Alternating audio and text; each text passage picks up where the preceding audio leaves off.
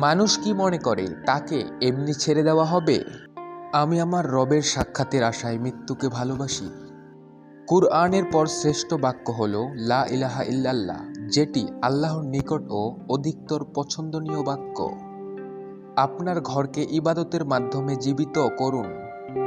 রাসূলুল্লাহ সাল্লাল্লাহু আলাইহি সাল্লাম বলেছেন, যে ব্যক্তি চায় বিপদ আপদে আল্লাহ তাআলা দোয়া কবুল করেন, সে যেন তার মুখ স্বাচ্ছন্দ্যের সময়েও আল্লাহর নিকট বেশি দোয়া করে। যুগের সাথে নয়, দিনের সাথে তাল মিলিয়ে যে চলে সেই প্রকৃত মুমিন। তাহলে তোমরা সেই আগুন থেকে বাঁচার ব্যবস্থা করো, যার ইন্ধন হবে মানুষ ও পাথর। আমাদের এমন প্রজন্ম প্রয়োজন যারা ইসলামকে আঁকড়ে ধরে রাখবে, ইসলাম তাদের ধরে রাখবে এমন নয়। তুমি তোমার প্রভুর ইবাদত করো যতক্ষণ না পর্যন্ত তোমার মৃত্যু আসে। বান্দা যখন সালাতে দাঁড়ায় এবং তাতে খুব মনোযোগ দেয়, আল্লাহ তাআলা তার প্রতি মনোযোগ দেন, আর সালাতে অমনোযোগী হলে আল্লাহ তাআলা অমনোযোগী হন। হে ঈমানদারগণ, যদি কোনো ফাসিক তোমাদের কাছে কোনো সংবাদ নিয়ে আসে, তাহলে তোমরা তা যাচাই করে নাও। আল্লাহ যে ব্যক্তির কল্যাণ কামনা করেন তাকে তিনি দুঃখে কষ্টে পতিত করেন। বিয়ে মানে এমন কাউকে বাছাই করা যে আমার দুর্বলতাগুলো জানার পরও আমাকে মেনে নিবে, আমার দোষত্রুটিগুলো অন্যদের কাছ থেকে লুকিয়ে রাখবে। আল্লাহ ছাড়া কোনো রব নেই।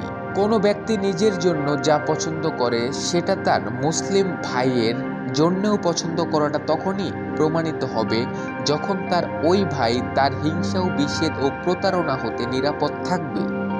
আবু হুরায়রা রাদিয়াল্লাহু তাআলা আনহু থেকে বর্ণিত, রাসূল সাল্লাল্লাহু আলাইহি সাল্লাম বলেছেন, এমন এক যুগ আসবে যখন মানুষ পরোয়া করবে না যে সে কোথা হতে সম্পদ উপার্জন করলো, হালাল হতে না হারাম হতে। প্রতিটি প্রাণী মৃত্যুর স্বাদ গ্রহণ করবে, আর অবশ্যই কিয়ামতের দিনে তাদের প্রতিদান পরিপূর্ণভাবে দেওয়া হবে। সুতরাং যাকে জাহান্নাম থেকে দূরে রাখা হবে এবং জান্নাতে প্রবেশ করানো হবে, সেই সফলতা পাবে, আর দুনিয়ার জীবন শুধু ধোঁকার সামগ্রী।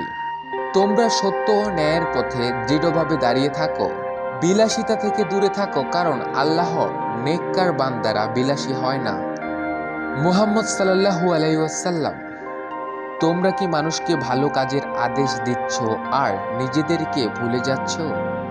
মানুষ মুসিবতগুলো মনে রাখে আর নিয়ামতগুলো ভুলে যায়। হে ঈমানদারগণ, তোমরা সবর এবং সালাত দ্বারা সাহায্য প্রার্থনা করো।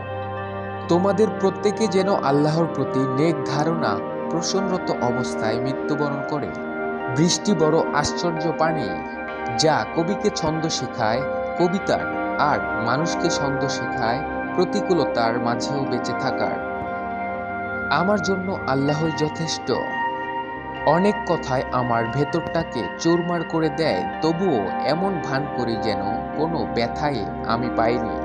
অবাধ্য নফস দাফন হবে কাফনে। সময় কিন্তু তারা নয় যারা বিশ্বাস স্থাপন করেও সৎকর্ম করে এবং পরস্পরকে তাগিদ করে সত্যের এবং তাগিদ করে সবরের।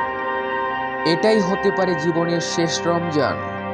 নবী সাল্লাল্লাহু আলাইহি সাল্লাম যখন রাতে সালাতের জন্য উঠতেন, তখন মিসওয়াক দিয়ে মুখ পরিষ্কার করতেন। আমার স্বভাব সুলভ চাঞ্চল্য যখন কারো বিরক্তির পরিবর্তিতে হাসির কারণ হবে, তখনই তো আমি হব চক্ষু শীতলকারিণী। উদ্ভান্তরের মতো ঘুরে ফিরছি আমি ভবের এই চিলে কোঠায়, গুনাহগার পেরেশান আমি রবের অবাধ্যতায়।